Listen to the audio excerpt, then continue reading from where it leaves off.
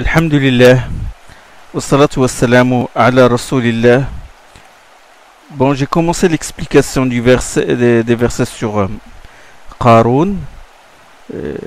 يقول الله جل وعلا إن قارون كان من قوم موسى فبغى عليهم. Qarun était un membre du peuple de Moussa, puis fit preuve d'un orgueil insolent à leur égard.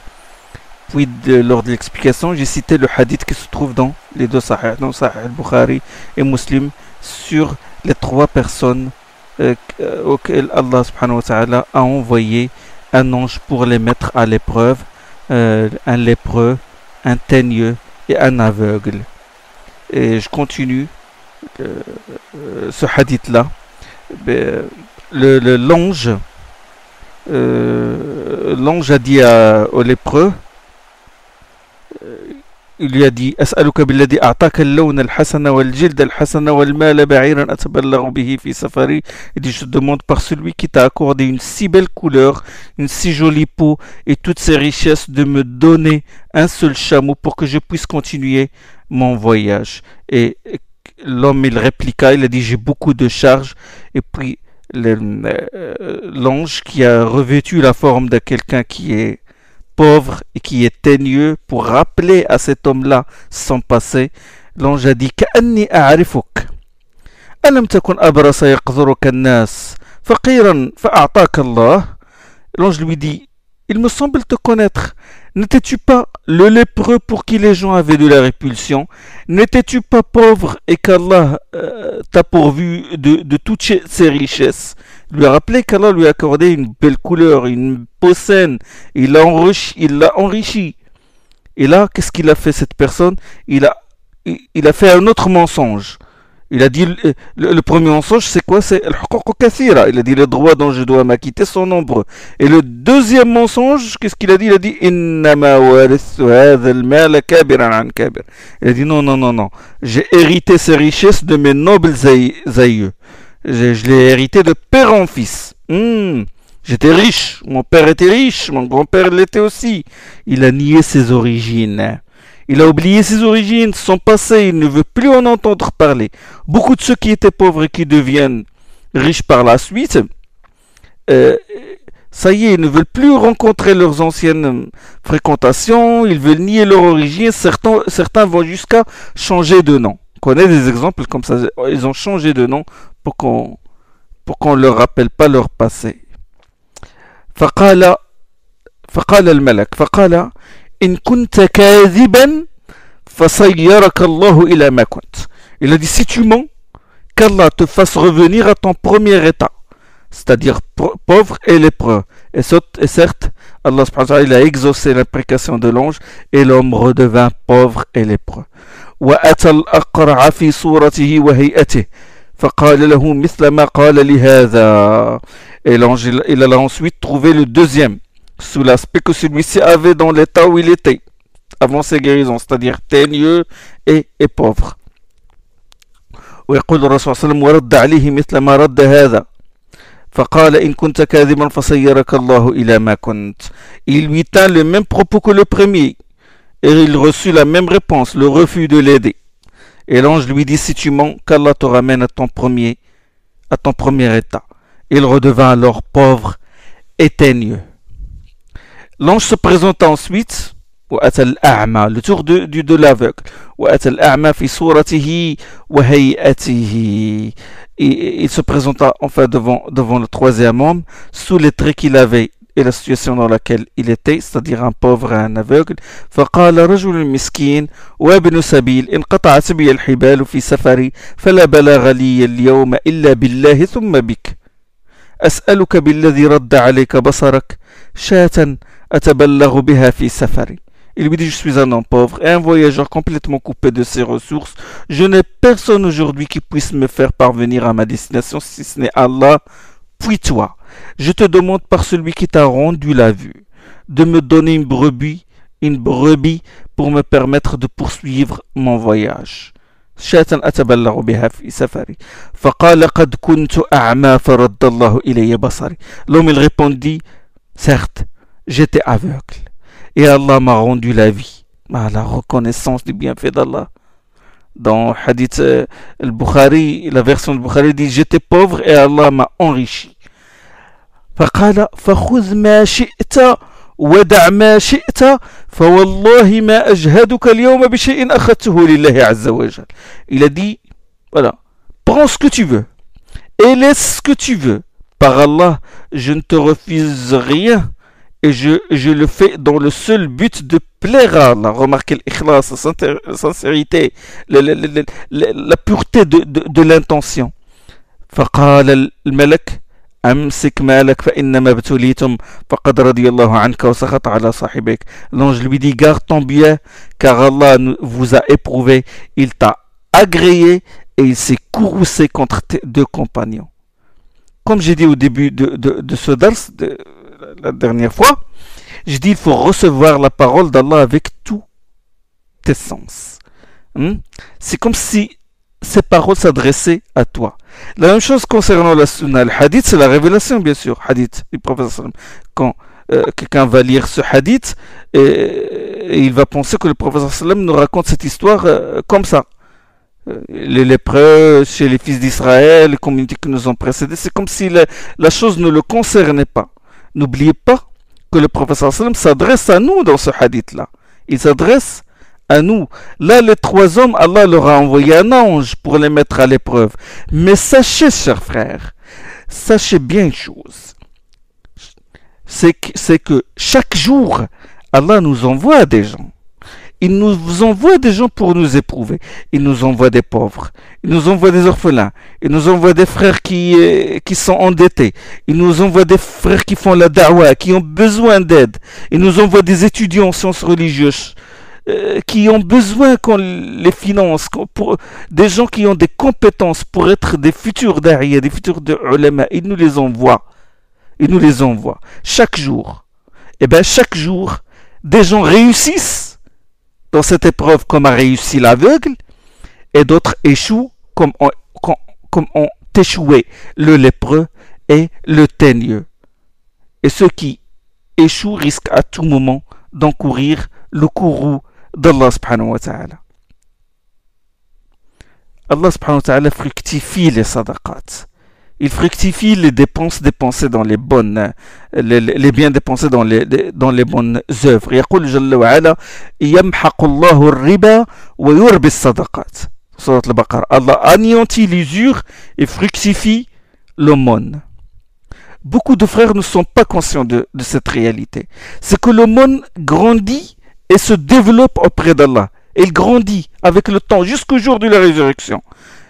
Rasul sallallahu alayhi wa sallam, محمد رسول الله صلى الله عليه وسلم يقول من تصدق بعدل ثمرة من كسب طيب ولا يقبل الله إلا الطيب فإن الله يقبلها بيمينه ثم يربيها لصاحبها كما يربي أحدكم فلوه حتى تكون مثل الجبل. Allah qui n'accepte que ce qui est excellent prend de sa main droite toute aumône provenant d'un bien acquis honnêtement, eut-elle la valeur d'une date, puis il la fait grandir pour celui qui l'a donné de la même façon que l'un d'entre vous ferait grandir son poulain, et ce au point qu'elle deviendra aussi grande qu'une montagne. Une date peut devenir comme une montagne. Allah fructifie avec le temps. L'imam Ibn Daqiq al-Eid, il dit comme ça pour montrer la grâce d'Allah. Il dit quand tu donnes par exemple un dirham, sadaqa, tu le donnes à un pauvre. Bon, sadaqa, la récompense est au minimum 10. Et ça peut aller jusqu'à 70 et au-delà. Bon, 10 au minimum. Ce pauvre-là prend cette sadaqa et la donne à un autre.